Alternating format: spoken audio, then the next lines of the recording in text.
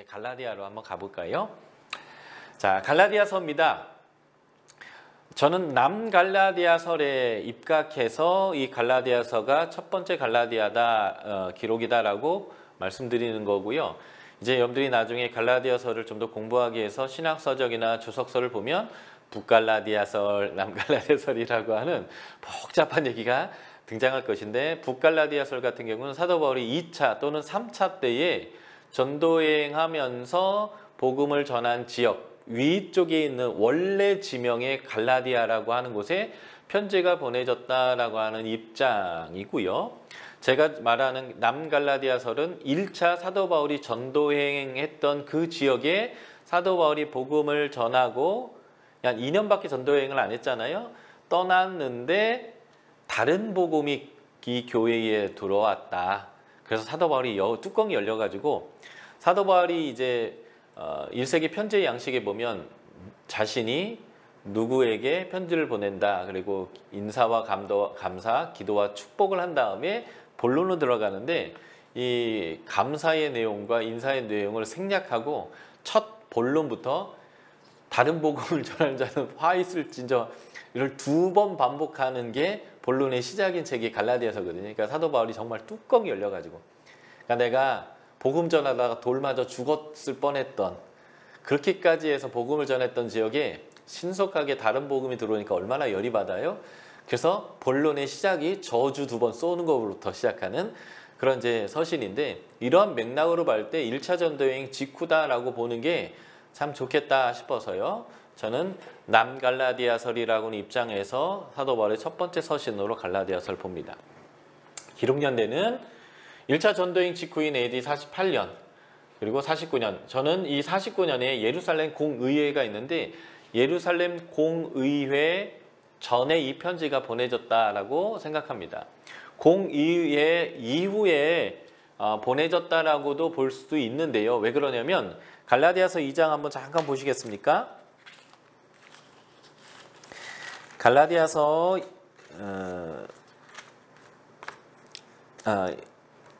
2장에 보면 14년 후에 내가 디도를 데리고 예루살렘에 올라갔다 할 때, 이 예루살렘에 올라간 것을 AD 49년에 예루살렘 공의회로 보는 해석이 있습니다. 그러니까 공의회를 갔다 온 다음에 편지가 쓴 거죠. 이걸 공의회로 본다면. 그래서 공의회 이후에 이 편지를 쓴 것으로도 볼 수 있는데 논쟁이 돼요. 그래서 공의회 이전이냐 이후냐 라는 이제 논쟁이 있는데, 저는 이후로 볼 수 없다라고 하는 이유 중에 하나가, 공의회가 바로 갈라디아에서 서로 다루고 있는 문제를 다루고 있고, 공의회에서 이방인에게 율법의 의무를 주지 말라라고 이미 결정을 끝낸 상황이거든요. 그런데 지금 이 문제를 일으키는 사람들이 누구냐면 바로 이 예루살렘의 권위를 가진 유대인들, 그러니까 예루살렘의 결정에 꾹뻑하는 유대인들의 다른 복음이거든요. 그러니까 갈라디아서가 예루살렘 공의회 이후의 결정이라면 사도 바울이 이렇게 길게 쓰는 게 아니라 딱 2줄만 쓰면 돼요. 예루살렘에서 니들이 틀렸다고 결정 내렸다. Shut up, 입 닥쳐라. 저주를 받을 것들아. 이렇게 쓰면 끝나는 문제인데, 이렇게 길게 쓴 이유는 예루살렘의 공의회 결정 이전이라는 거예요. 그리고 이렇게 길게 쓰더라도 마지막 문구에, 그리고 내가 이렇게 길게 썼지만 예루살렘에서도 이미 결정 내린 얘기다. 이렇게 한마디만 더 거들었어도 끝나는 문제인데 불구하고 예루살렘 공의회의 결정에 대한 그 어떤 언급도 없다라면 그것은 공의회 이전이다라고 보여지는 거고요. 그래서 저는 이제 48년 말이나 49년 공의회 이전에 기록됐을 거다라고 일단 보겠습니다. 배경은 사도 바울이 1차 전도여행을 통해서 이 남갈라디아 지역에 복음을 전한 거죠. 원래는 이 위쪽이 갈라디아라는 지역인데 로마가 행정구역을 편입하면서 이 남쪽까지를 다 갈라디아로 만들어 버렸어요. 그래서 갈라디아 지역에 보내진 편지인데, 그 갈라디아가 위쪽에 원래 갈라디아냐 아니면 새로 편입된 남쪽인데 사도 바울이 전도행했던 남쪽 갈라디아냐라는 거에 따라서 연대의 계산이 달라진다는 것 시고요. 예. 그래서 복음을 전도하고 사도 바울이 떠난 이후에 다른 복음, 거짓 가르침이 들어왔는데 그 핵심이 뭐냐면 율법을 지켜야 그리스도인이다. 그런 노래 있잖아요. 여자가 마음이 고와야 여자지 뭐 이런 노래예요. 예. 그래서 율법을 지켜야 그리스도인이지 뭐 이러면서 헛소리를 하니까 사도 바울이 이 편지를 쓰게 되었다라고 하는 겁니다. 그래서 거짓 가르침, 다른 복음에 대한 내용은 율법을 강조하고 절기를 지키는 것과 할례를 강조하고 이런 것을 지켜야만 의롭게 된다, 구원을 받을 수 있다. 그러면서 사도 바울이 이신칭의를 가르쳤잖아요. 믿음으로 얻게 된다고요. 그러니까 율법으로 얻게 된다라고 얘기하는 사람들이 사도 바울이 믿음으로 얻게 된다라는 말을 부정하려고 하니까 무엇을 건드리냐면 네거티브 전법으로 사도 바울은 사도가 아니야. 걔는 그런 권위가 없어. 무당 중에 두 종류 무당이 있어요. 학습무와 강림무, 신이 내린 무당. 신이 진짜 내려서 무당 된 사람과요. 글로 공부해서 무당 된 사람이 있는데 이제 그런 의미로 표현하자면 사도 바울은 학습무다. 예. 토정비결 책 잡혀놓고 토정비결 이렇게 하는 사람이다. 실제 신 내린 게 아니다. 이런 식의 뉘앙스로 사도 바울은 예수님 만나지도 않고 예수님 보지도 못했고 예수님 알지도 못하고 그가 전하는 건 사람들한테 들은 풍월인데 황금 이빨이어서 지가 잘 모르는 거 들은 얘기를 가지고 아주 막 진짜처럼 막 설명하는 까짜다. 뭐 이런 뉘앙스로 사도 바울을 공격했던 것이 이 거짓 가르침을 하는 사람들의 내용이었던 것 같아요. 그래서 사도 바울이 자신의 사도성부터 변증하기 시작하는 것이 갈라디아서다라고 보시면 좋겠습니다. 그래서 이 책의 중심 사상은요. 믿음으로 말미암아 하나님과의 관계가 좋아지는 거다. 의롭게 되는 거다. 그래서 이것을 뭐라고 표현했냐면요. 믿음으로 말미암는 게 복음이죠. 복음으로 너희는 자유케 됐다. 이렇게 표현합니다.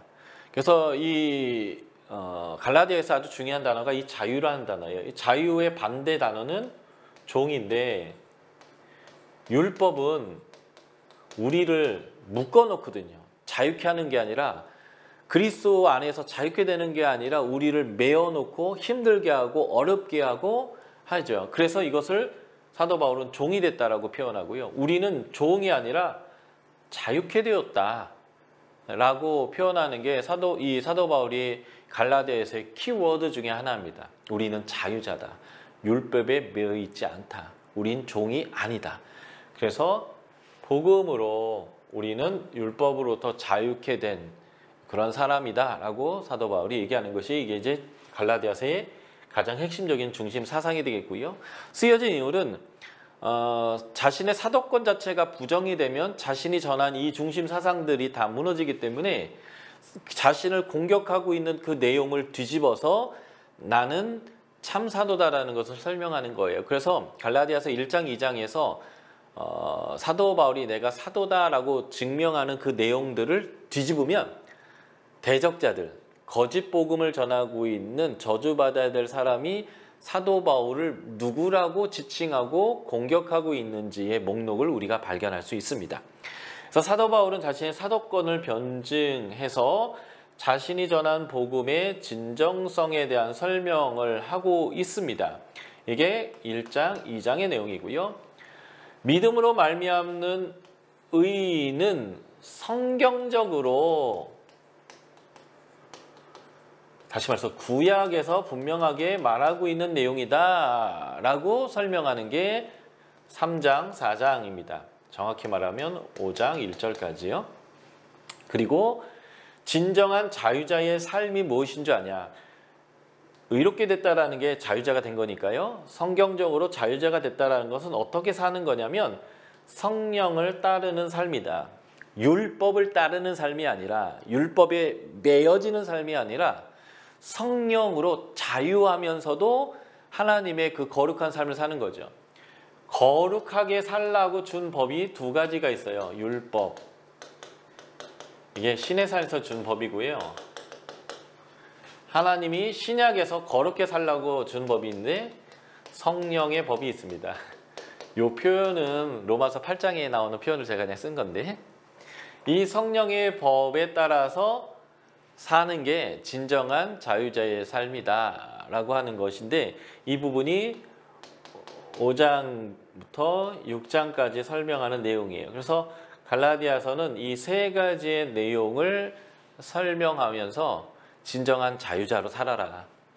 너희를 꼬드기는 그 거짓 메시지에 미혹되지 말고 진정한 복음이 무엇인지 다시 확인하고 성령 안에서 참 자유자의 삶을 살도록 요청합니다. 그래서 갈라디아의 복음은 이렇게 돼 있어요. 1, 2장. 바울은 어떻게 복음을 받았는가? 계시로 받았다. 그래서 내가 예루살렘이 아니라 신의 산이 있는 아라비아로 갔다. 그리고 나는 예루살렘에 갔지만 사람들 못 만났다. 뭐 이런 얘기들을 줄줄줄줄 하는 이유는 내 복음은 계시로부터 왔다라는 것을 설명하는 거고요. 그래서 자신의 복음의 진정성을 자신의 사도권 변증을 통해서 얘기한 다음에 자신이 전한 복음은 내 개인의 아이디어가 아니라 성경적이다 라는 것을 설명하면서 무엇이 자유를 얻게 하는가 라는 거죠. 그래서 믿음이 자유를 얻게 하고, 그래서 우리는 자유자의 아들이다 라고 하는 것을 성경적으로 증명합니다. 그래서 1장, 2장은요 경험적 진술이에요. 자신의 실제 이야기요. 그리고 3장에서 4장은요 성경적 진술을 합니다. 구약을 가지고 증명하는 거예요. 그러니까 여기서는 주로 뭘 발견해야 될까요? 인용구요. 구약의 어떤 부분을 사도 바울이 인용해 와서 지금 자신이 전한 메시지는 내 개인의 아이디어가 아니라 하나님이 원래 이스라엘 백성들을 통해서 말씀하셨던 본질적인 이야기가 지금 계시로 명확하게 밝히 드러나는지를 설명하는 방식으로 되어져 있겠죠. 예.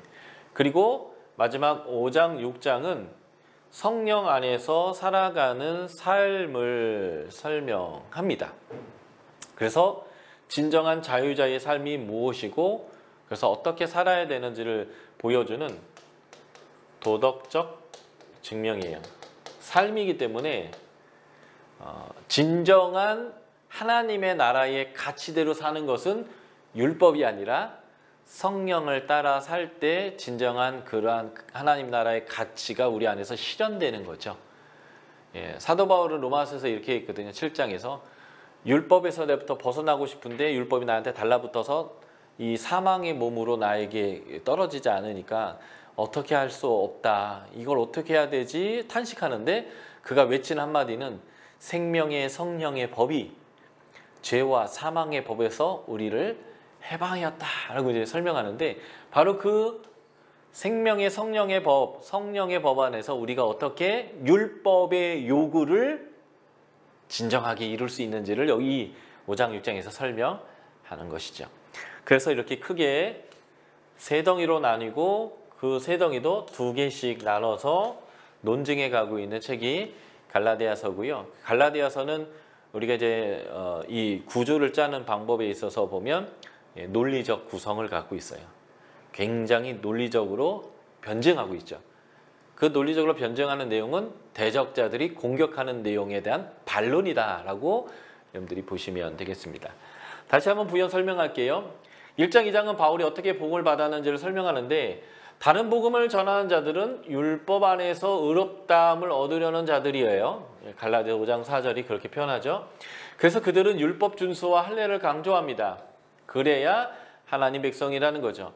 바울은 1차 전쟁을 통해서 복음을 믿는 자들에게 율법을 통한 의로움을 가르치는 자들은 바울의 가르침이 잘못된 것임을 설득하기 위해서 바울은 사도가 아니고 그의 가르침은 그냥 그 개인의 생각이야 라는 것들을 강조하니까 사도 바울은 1장, 2장을 통해서 개인적 경험적 진술을 통해서 이야기를 하는데 자신의 복음이 얼마나 온전하고 계시적인지를 설명하는 거죠.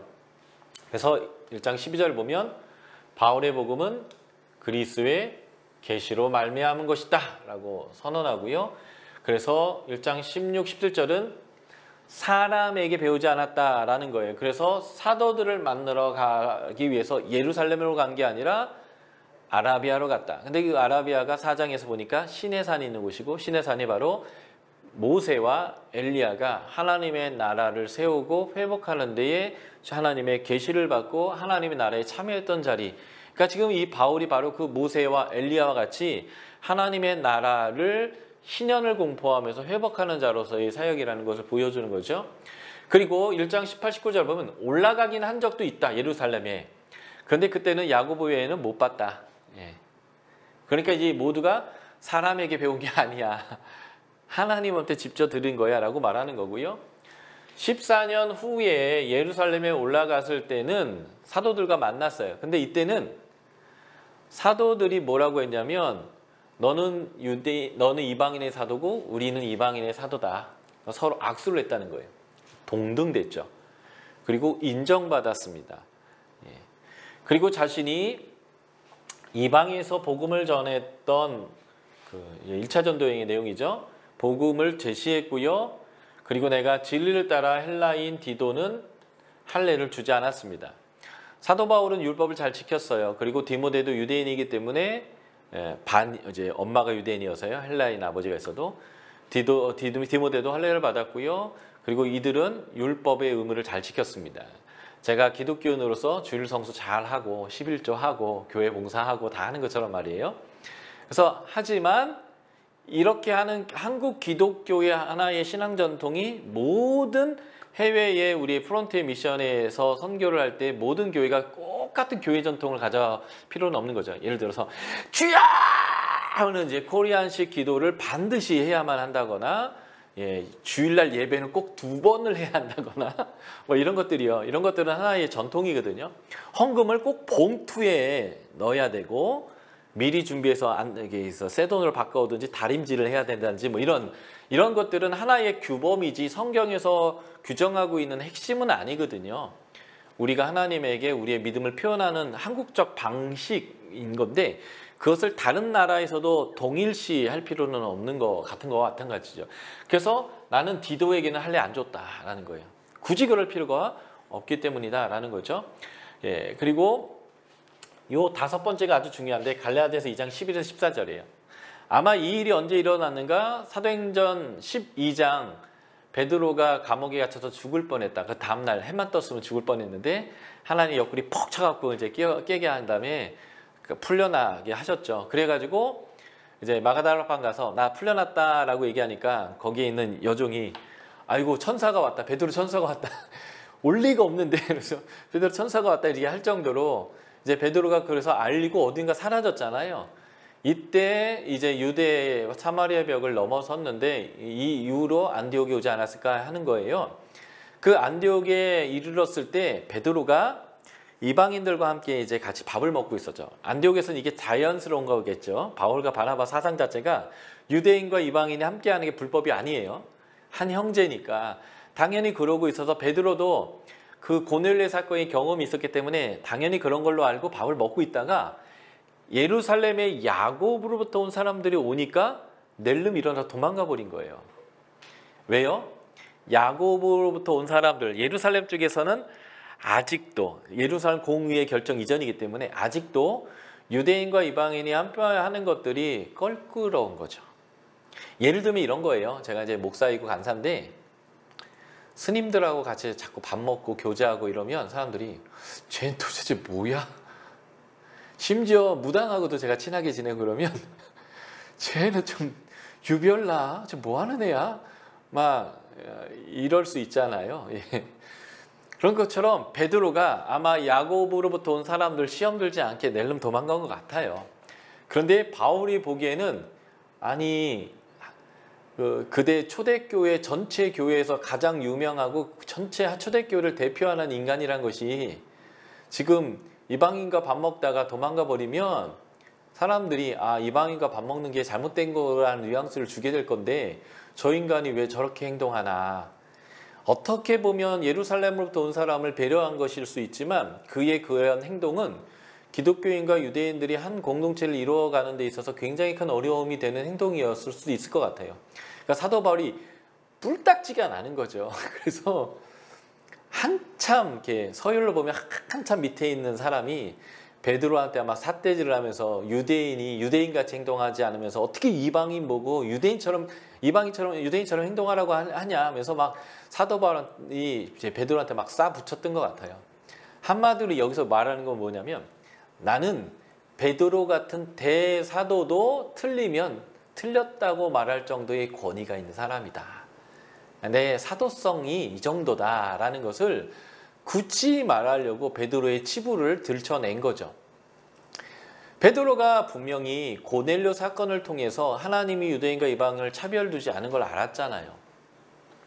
유대인이 이방인에게 함께하는 게 불법이 아닌 걸 알았잖아요. 그리고 예루살렘에 들어왔을 때 불법이다. 그런데 그런 일을 왜 하고 다니냐고 예루살렘의 공동체가 난리쳤을 때 하나님이 이렇게 행하셨다라고 말까지 했던 사람이잖아요. 그런 사람이 그렇게 도망갔으니까 사도 바울이 화가 난 거죠. 그런데 이게 예루살렘 공동체 공의회 이후에 또 이런 행동을 했다고 한다면 더 큰일이죠. 이건 말도 안 되는 짓을 베드로가 한 거예요. 예루살렘 공의회 회의할 때 베드로가 그 고넬료 얘기를 또 했다니까요. 하나님 차별두지 않는다고. 그렇게까지 한 인간이 밥 먹다 도망가면 이건 진짜 난리가 나는 거죠. 그래서 저는 예루살렘 공의회 이전이 확실하다. 이 내용을 통해서도 그렇게 생각하고요. 어쨌든 인간이 연약함이 있고 이제 생각 좀 짧은 거죠. 예루살렘의 사람들의 생각이 아직 그러니까 배려하려고 도망간 건데 사도 바울은 그게 배려가 아니라 기독교 공동체를 굉장히 어렵게 했다. 그건 잘못된 행동이다 라고 책망한 것 같습니다. 자, 3장부터 5장까지는요. 내가 참 사도이고 진정한 계시를 가지고 전했는데 그렇다면 내가 전한 그 계시가 내 개인적인 아이디어인가 구약 성경으로부터 하나님의 말씀으로부터 온 것인가 라는 것들을 이제 3장부터 4장 안에서 증명하는 거죠. 그러니까 너희들이 말하는 대로 율법대로 사는 게 하나님 뜻인가? 믿음으로 사는 게 하나님의 뜻인가? 라는 거예요. 이것도 다 그들이 구약에 근거해서 말하는 거잖아요. 율법을 지켜야 된다는 것도. 그러니까 어떤 것이 정말 하나님으로부터 해석인가라는 것을 설명하는 거죠. 율법은 의롭다함을 얻지 못해요. 의롭게 되지 못합니다. 약속하신 자손이 바로 예수 그리스도가 오시기 전까지만 유효한 거예요. 능히 살게 하지 못하고요. 이거는 그리스도에게 인도하는 초등학문과 같은 겁니다. 옛날에 이것을 몽학선생이라고 표현했어요. 어린아이가 학교를 가는데 옛날에는 이 시대에 학교를 간다는 것은 진짜 상위 0.0001%다라는 의미예요. 공교육이 없었거든요. 옛날에는 100% 사교육이었고요. 사교육도 어마어마한 비용을 내야 되는 사교육이었기 때문에 우리나라 조선시대만 해도 양반집 아들만 다니는 그런 학교였는데 조선시대로부터 1500년 전이니까 진짜 상위 0.0001% 애들만 배우는 건데 그렇게까지 특권을 가지고 배우지만 학교로 가는 중간에 자꾸 학교를 안 가고 새는 애들이 많은 거죠. 그래서 종 하나를 따라 붙여가지고 다른 데를 못 도망가도록 데리고 가고 데려오고 딴짓 절대 못하도록 하고 딴짓하면 집에 가서 부모한테 일러가지고 혼나게 하는 그런 이제 종이 하나 있었는데 이런 종을 몽학선생이라고 표현해요. 그래서 옛날 개혁성경에서는 이 초등학문을 몽학선생이라고 번역했는데 좀 더 원어의 정확한 의미로 의역하지 않고 초등학문이라고 표현했습니다. 그러니까 율법은 말대로 가이드였다는 거예요. 이제 어린아이들에게 원리를 다 설명할 수 없다면 이건 해야 돼, 이건 하면 안 돼 이런 거죠. 그래서 옛날에 애들 일찍 자야 될 때 새나라의 어린이는 일찍 자고 일찍 일어납니다 이렇게 표현했잖아요. 과연 새나라가 무엇인지도 잘 모르겠고 좋은 일찍 잔다는 게 몇인지 알 수 없지만 TV에서 9시만 되면 새나라의 어린이는 일찍 자야 된다라는 방송이 나올 정도로 이제 9시면 자라 막 이렇게 했는데 이렇게 아이들에게는 규범을 주거든요. 정확한 다 설명할 수 없다면 규범을 주는데 율법은 일종의 규범과 같은 거예요. 애를 다루는 거와 같은 것이었다는 거죠. 그래서 예수님이 오시기 전까지만, 그러니까 어릴 때까지만, 계시가 충분히 차지 않을 때까지만 유용했던 것이고 예수님 오신 이후부터는 이것은 이제는 의미가 없는 거죠. 그러니까 율법은 예수님 오신 이후로부터 폐하여졌기 때문에 유통기한이 2000년이 지났어요. 지금도 우리가 그 율법대로 살려고 하는 것은요. 2000년 지난 불량식품 먹는 거와 똑같습니다. 유통기한 지난. 그래서 이것은 의롭게 하지 못해요. 그런데 믿음으로 사는 것은 성령을 받는 것이고 아브라함의 아들이 되는 것이고 아브라함과 함께 복을 받는 것이고 약속을 유업으로 받게 되는 거고 하나님의 아들이 되는 거고 그리스도와 합하여 세례를 받아서 그리스도로 옷 입는 것이고 그리스도에게 속한 것이고 아브라함의 자손이 되고 유업을 받는다는 거죠. 이것들을 설명할 때 구약을 인용하는 거예요. 아주 유명한 구절이죠. 창세기 15장 6절 아브라함이 믿으니 의로 여겼다. 뭐 이런 구절들을 인용해 오면서 원래 율법이 주어진 게 1446년 출애굽해서 1406년 이 사이에 1446년 출애굽한 그 3월 달부터 그해 12월 달까지 하나님이 시내산에서 준 계명이거든요. 아브라함은 2089년에 태어난 사람으로 그래 75세 때면 BC 2000년대 초반이거든요. 그러니까 이때로부터 560년 전에부터 하나님이 뭐라고 얘기하냐면 믿는 것이 의롭다고 얘기했다는 거예요. 그래서 믿음으로 의롭게 되는 그 삶을 살아가는 방식을 율법으로 나중에 준 것이기 때문에 믿는 것이 원래 원칙이고 그 믿음을 내가 하나님 앞에서 표현하는 방식이 율법에서 말하는 그런 가이드의 삶을 사는 거라는 겁니다. 이 부분을 제가 에베소 설명할 때 다시 한번 에베소에서 똑같이 말하고 있는 거여서 설명드릴 거예요. 그래서 구약을 가지고 믿음이냐 율법이냐 원래 믿음이다 라는 것들을 설명하고요.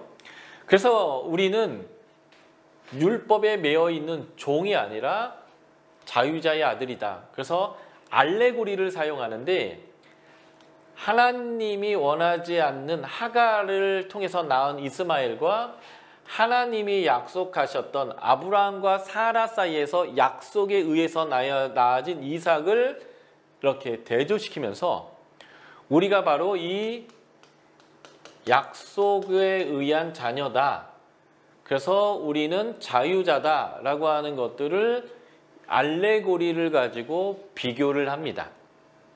그래서 율법을 따라 사는 것은 이스마엘과 같은 것이고 믿음으로 하나님의 자녀가 되는 것은 이삭과 같은 것으로 자유자의 삶이고 성령으로 말미암아 난 사람들이다. 이 표현을 요한복음에서는 거듭난다 이렇게 표현된 거예요. 위로부터 났다. 거듭난다라는 헬라어 자체가 아노덴이란 단어인데 아노덴이라는 말의 직역이 위로부터 났다라는 뜻이에요. 그러니까 하나님으로부터 났다, 위로부터 났다, 성령으로 났다, 다시 태어났다, 거듭났다라는 것이 성령으로 난 건데 그래서 우리는 믿음으로 말미암아 성령으로 난 사람들이고 하나님의 약속의 자녀고 그래서 모든 믿는 자들은 한 아브라함의 자손이다 라고 하는 거예요. 그래서 우리는 이제는 종이 아니라 자유자다라고 설명하고 있습니다. 그리고 5장 2절부터 6장까지는 그러니까 이제 우리가 자유자니까 자유자의 삶을 어떻게 살 것인가. 자유와 방종은 다른 말이잖아요. 우리는 자유가 있는 대한민국에서 살죠. 그래서 종교의 자유도 있고요. 집회의 자유도 있고요. 우리가 우리의 의견들을 얘기할 자유도 있어요. 그래서 요즘은 청와대에다가 막 직접 글을 올려가지고 누구 처벌해야 달라고 하는 자유도 있잖아요. 근데 그 자유가 어느 바운드리를 넘어가면 방종이 되는 거죠. 나는 자유자다라고 해서 빨개 벗고 막 돌아다니면 국가에서 뭐 그것도 네 자유지 하고 하는 게 아니라 잡아가죠 일단. 그래서 네가 이제 사람들 못 볼 것을 보게 했기 때문에 벌금을 물리겠죠. 나는 자유자이기 때문에 길 가다가 마음에 뭐 이렇게 생겼어 얼굴이 이렇게 못생겼어 하고 팍 때릴 수 있겠죠. 그게 자유인가요? 아니요. 그렇게 되면 폭력이 돼서 처벌을 받겠죠. 그러니까 자유와 방종은 굉장한 격차가 있어요. 내가 자유자가 됐으니까 내 마음대로 살 것이냐? 아니요. 이제는 새로운 가이드와 법 안에서 자유를 누릴 수 있어야 합니다. 왜 내가 자유자인데 다른 사람을 때리는 게 안 되겠어요? 왜냐하면 나보다 더 센 사람이 날 때릴 수 있기 때문에 그래요. 그래서 국가는 서로를 못 때리도록 그 자유를 제한해버리죠. 그래야 서로가 서로를 때리지 않고 예, 서로가 존중할 수 있도록 하기 위한 거예요. 그러니까 자유라는 건 다 할 수 있다는 의미가 아니라 서로가 서로에게 유익할 수 있도록 하는 바운더리 안에서 서로의 자유를 누리게 하는 거죠. 예를 들면 차선을 보면 정중앙에 노란색 실선이 딱 들어있거든요. 그 실선 넘어가면 안 돼요. 왜 안 될까요? 난 자유가 있는데. 예, 넘어갔다가는 상대방 차하고 빵 부딪혀서 다 죽을 수 있거든요.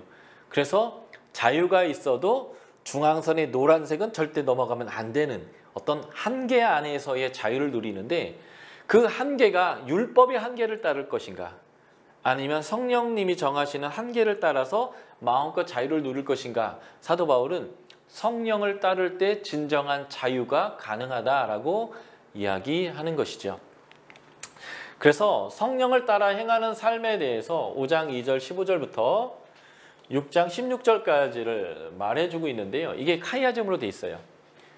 5장 2에서 12절과 6장 11에서 16절은 할례의 문제를 언급하면서 지금 거짓 복음을 가르치는 사람들이 할례를 해야 된다라고 얘기하니까 할례는 효력이 없다, 할례는 무익하다, 할례나 무할례나, 그러니까 할례를 했나 안 했나 아무것도 아니다, 이거는 이제는 의미가 없다 라는 거예요.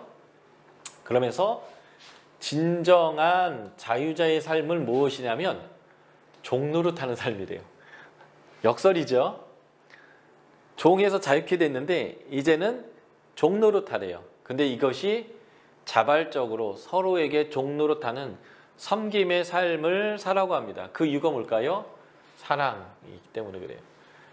하나님의 사랑이 우리를 위하여 십자가를 통해서 표현됐듯이 그 사랑을 경험한 우리가 제 십자가를 지고 타인을 섬겨주는 삶이 바로 하나님 나라의 자유자의 삶인 거예요. 내가 다른 사람을 섬길 자유가 생긴 거죠. 재밌는 거죠. 서로를 존중하고 사랑하는 삶입니다. 그래서 내 이웃을 내 몸과 같이 사랑하는 것, 이것 안에 모든 율법이 이루어졌다. 그러니까 이 율법을 성취하는 사랑으로 종노릇하는 삶을 살아라. 그래서 네 자유가 육체의 기회에 방종이 되지 않도록 네가 하는 게 중요하다는 거죠. 이거와 똑같은 메시지가 서로 짐을 지라는 거예요.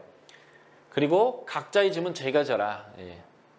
다른 사람에게 폐 끼치는 삶이 되지 말고 나에게 있는 잉여를 가지고 다른 사람의 부족을 채워주는 삶을 살아라. 이 말이나 서로 종노릇하는 말이나 같은 의미로 보여주죠. 이런 것들이 그리스도의 법을 성취하는 것이고 성령을 위해서 심는 것이다. 남의 짐을 내가 져주는 것 자체가 성령을 위해 심는 자다. 그래서 이것은 영생으로 이르게 된다. 육체를 위해서 심는 자, 자기만을 위해서 자기의 쾌락만을 사는 사람들은 썩어진 것을 얻을 수밖에 없다는 거예요. 그래서 정중앙에 핵심 메시지가 있는데 성령을 쫓아 행하는 삶입니다. 쉽게 말하면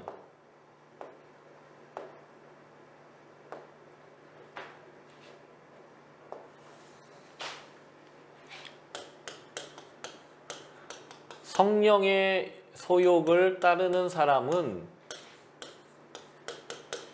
육체의 소욕을 이기는 거예요. 그래서 이 두 개는 서로 충돌하는데 이게 사도 바울이 로마서에서 맞던 사망의 몸이거든요.